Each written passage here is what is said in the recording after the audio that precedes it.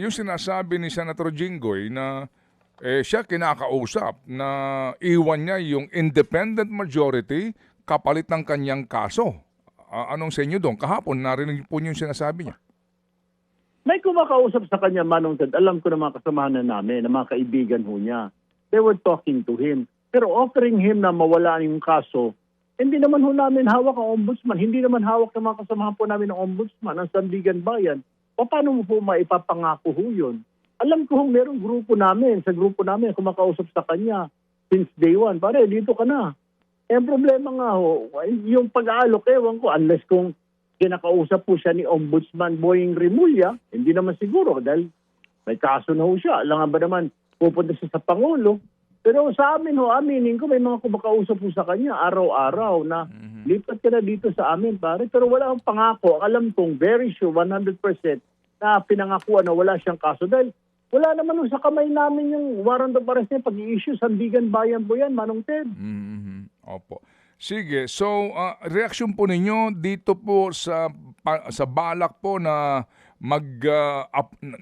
mag-appoint daw kay Senator Marcoleta bilang subcommittee in charge para po exclusively mag-imbestiga sa flood control scandal ng Blue Ribbon Committee. Kumbaga, committee chairman si Pia Cayetano, may subcommittee daw po at mangungunahan ni Senator Marcoleta. Ano po yung take doon?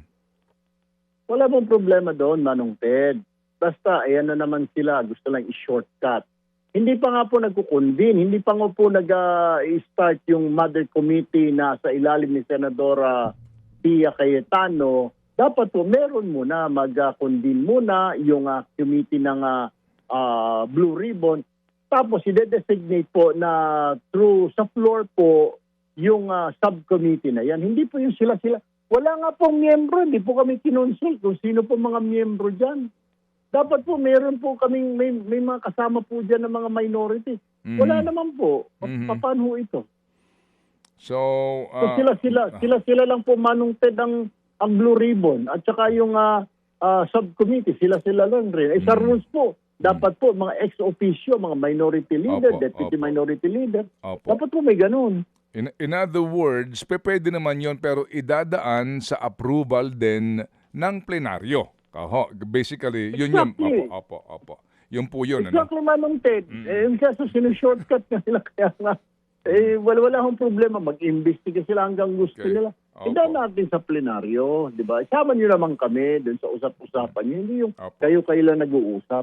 Mga kapatid, patuloy po kayong tumutok sa 105.9 True FM para sa totoong balita, impormasyon, music, and entertainment. Mag-subscribe sa aming YouTube channel at podcast at sundan nyo kami sa Facebook, Instagram, X at TikTok sa True Network PH. Bisitahin din po ang aming official website, truefm.ph.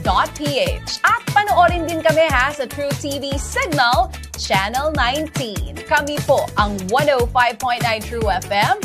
Laging true sa'yo, kapatid.